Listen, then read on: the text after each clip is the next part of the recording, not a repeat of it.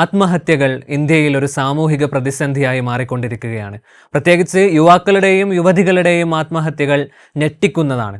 ഞാനിത് പറയുമ്പോഴും നിങ്ങളിത് കേൾക്കുമ്പോഴും ഏറ്റവും ചുരുങ്ങിയത് ഒരു മനുഷ്യനെങ്കിലും ഇന്ത്യയിൽ ആത്മഹത്യ ചെയ്യുന്നുണ്ടാവും. ഒട്ടും പ്രതീക്ഷിക്കാത്ത ആളുകൾ ആത്മഹത്യ ചെയ്തെന്ന വിവരം നമ്മളെ ഞെട്ടിക്കാറുണ്ട് പലപ്പോഴും. സമീപകാലത്ത് ഏറെ വാർത്തയായ CJ റോയിയുടെ മരണം ഇതിലേക്ക് ചേർത്ത് വായിക്കാം. എന്തുകൊണ്ടാണ് ആത്മഹത്യകൾ നമ്മുടെ നാട്ടിൽ ഇത്ര വർദ്ധിക്കുന്നത്? എന്താണ് കാരണങ്ങൾ? ആരാണ് ഉത്തരവാദികൾ? ഈ ചോദ്യങ്ങൾക്കാണ് ഇന്നത്തെ ഫാക്ട് ആൻഡ് ഫോക്കസ് ഉത്തരം തേടുന്നത്. വിശദമായി പരിശോധിക്കാം.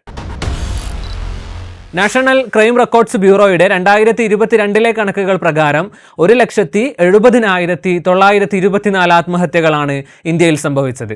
ഇതിൽ 35% ആളുകൾ 18-നും 30-നും ഇടയിൽ പ്രായമുള്ളവരായിരുന്നു. 6% കുട്ടികളുടെ ആത്മഹത്യാ നിരക്ക്.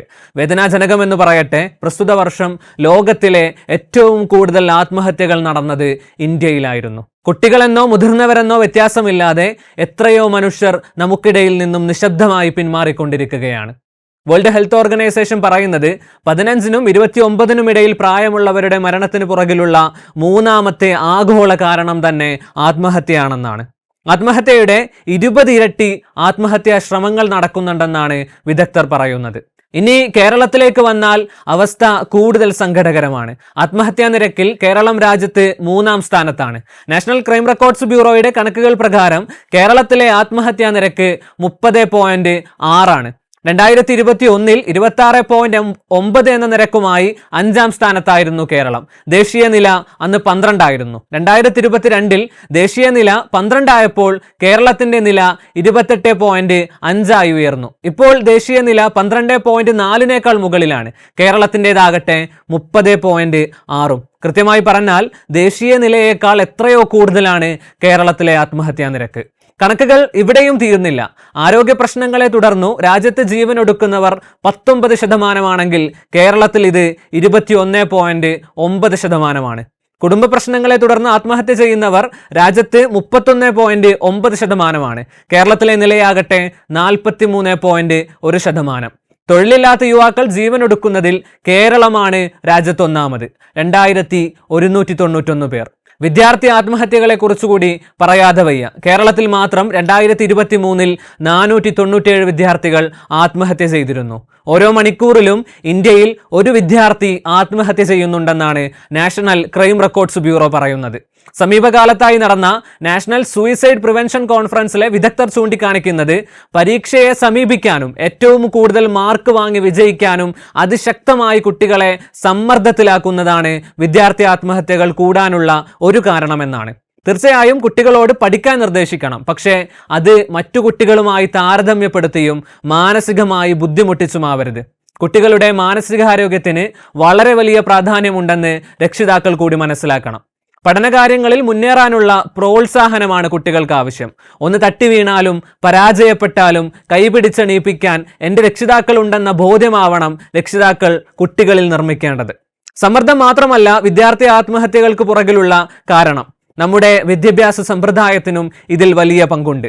അന്താരാഷ്ട്ര വിദ്യാഭ്യാസ മാതൃകകളെ സ്വീകരിക്കാനും അതിലൂടെ നമ്മുടെ സിസ്റ്റം നവീകരിക്കാനും നാളിതുവരെയായിട്ടും നമ്മൾ പഠിച്ചിട്ടില്ല.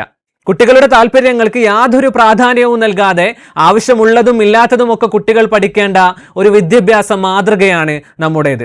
അതുകൊണ്ട് കുട്ടികൾക്ക് ഗുണങ്ങളെക്കാൾ ദോഷങ്ങളാണ് ഉണ്ടാവുന്നത്.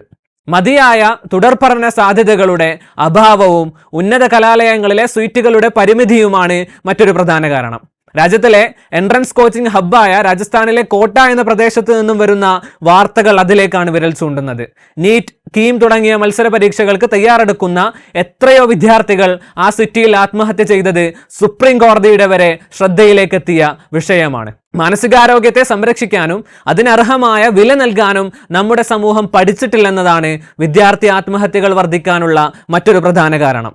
വർഷങ്ങളായി തുടരുന്ന ഈ പ്രശ്നത്തെ പരിഹരിക്കാൻ Amit Kumar versus union of India എന്ന കേസിലൂടെ സുപ്രീം കോടതി നിർദ്ദേശിച്ച പരിഹാരങ്ങൾ കൃത്യമായി പ്രവർത്തനത്തിൽ കൊണ്ടുവരാൻ സംസ്ഥാന സർക്കാരുകൾക്ക് നാളിതുവരെയും കഴിഞ്ഞിട്ടില്ല.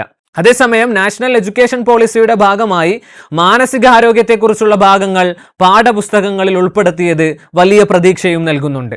ഇനി വിദ്യാർത്ഥി ആത്മഹത്യകളിൽ നിന്നും മാറി ആത്മഹത്യകളുടെ പൊതുകാരണങ്ങൾ അന്വേഷിക്കുകയാണെങ്കിൽ ഒരുപാടുണ്ട് പറയാൻ.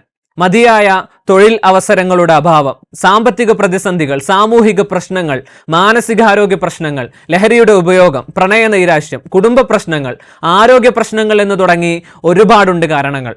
പരിശോധിച്ചു വരുമ്പോൾ ഒരു വ്യക്തി ആത്മഹത്യ ചെയ്യാൻ തീരുമാനിക്കുന്ന മാനസികാവസ്ഥയ്ക്ക് പിന്നിൽ സിസ്റ്റത്തിന്റെ കൈയൊഴിഞ്ഞ സമീപനമുണ്ട്. ഇന്ത്യയിലെ ഓരോ പൗരനും സാമൂഹ്യ സ്വീകാര്യതയുള്ള ഒരു ജീവിത സാഹചര്യം ഉറപ്പാക്കാൻ കഴിയാത്ത കാലത്തോളം സർക്കാരിന് ആത്മഹത്യകളിൽ വലിയ പങ്കുണ്ട്.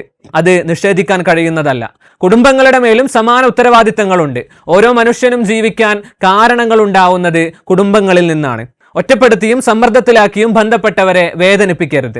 ചേർത്തു പിടിക്കാം, വിഷമങ്ങൾ ഏറ്റെടുക്കാം. ആ കരുതലിന്റെയും സമീപനത്തിന്റെയും പേര് കൂടിയാണ് ജനാധിപത്യം.